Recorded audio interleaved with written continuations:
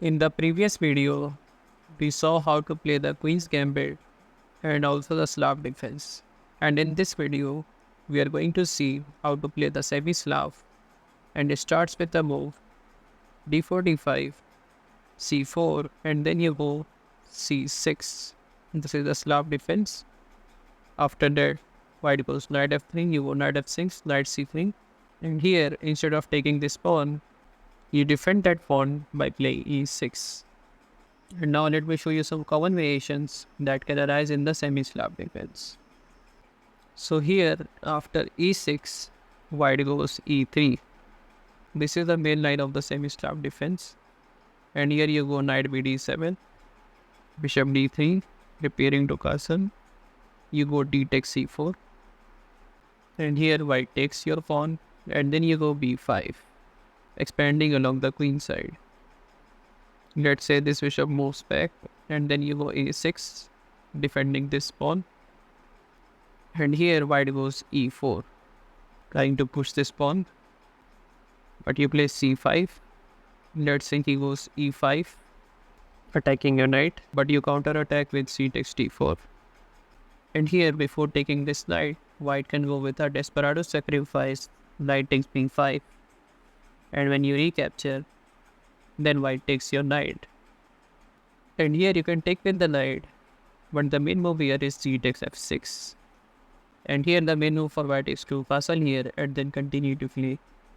But here, if he takes this pawn with the knight, then you can just play queen to b6, attacking this knight. Let's say he goes bishop e3, defending the knight, but then you can play bishop b4 check. Now he cannot move the bishop back because his knight will be hanging after you take the bishop. So he goes king f1, and black have quite a better position.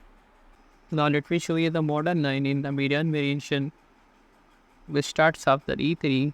You play knight bd7, bishop d3, d takes c4, bishop takes, and then you go b5, bishop d3, and here you go a6, white goes e4. You play c5, attacking this pawn. Let's say he goes d5, and after something like c4, hitting the bishop. Instead of saving the bishop, white can go with an intermezzo, d takes c6.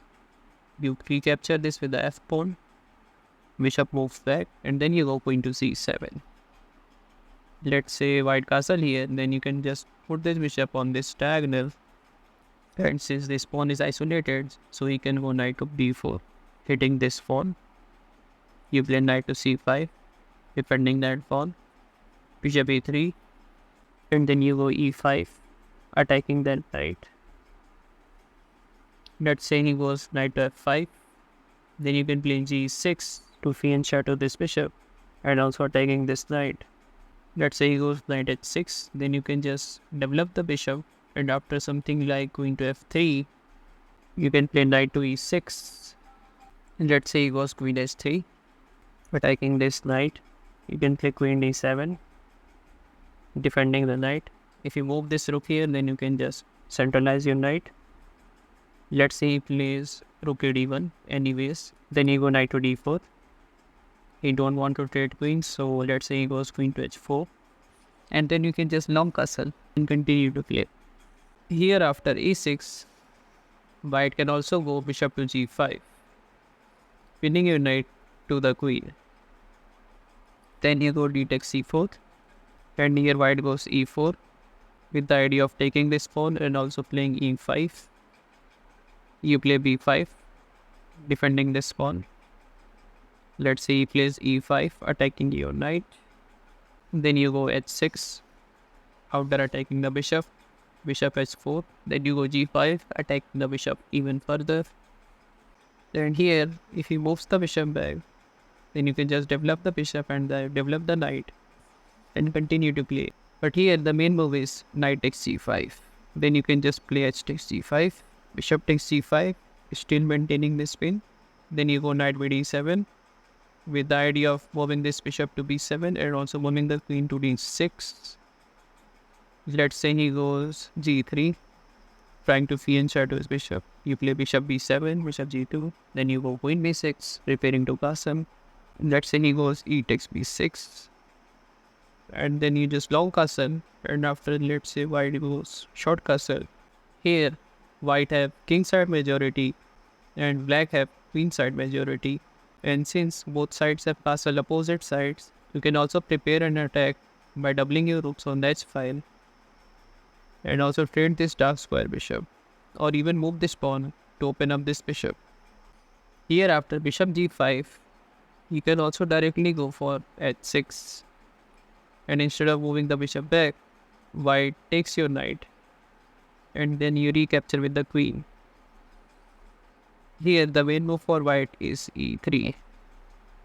Then you develop the other knight, and after something like bishop d3 preparing to castle, you take on c4, bishop takes, and then you go g6.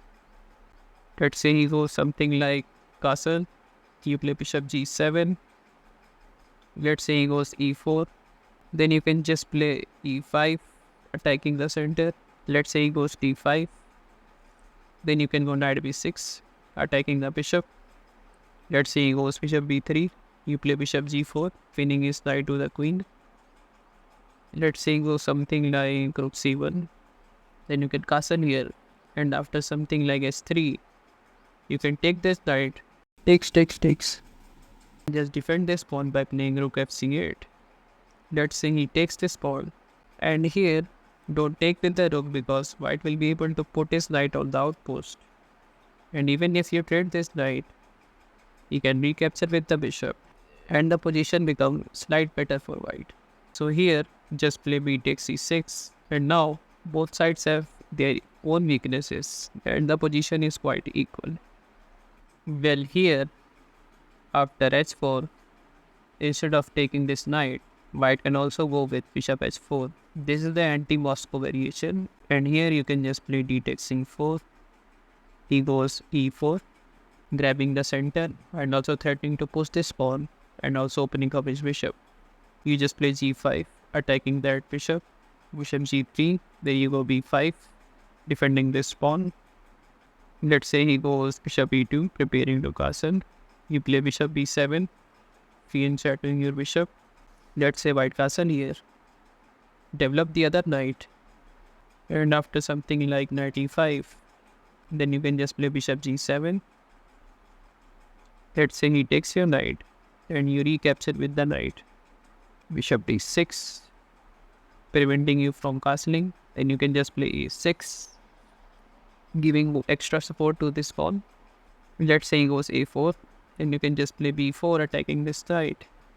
Let's say he goes bishop takes pawn, then you can play queen b6, hitting this bishop and this pawn. So he goes bishop a3, defending that pawn. Then you can just take this pawn. Let's say he goes queen c2, and after that you can just play c5, blocking this bishop, castle on the king side, or even choose to castle on the queen side and then continue to clear. Well, this is not the end. If you want to learn the Queen's Gambit or the Slav Defense, then you can check out these left videos. And if you want to learn some more chess openings or chess traps, then you can check out this right playlist. And if you don't want to miss more amazing videos like these, then don't forget to subscribe.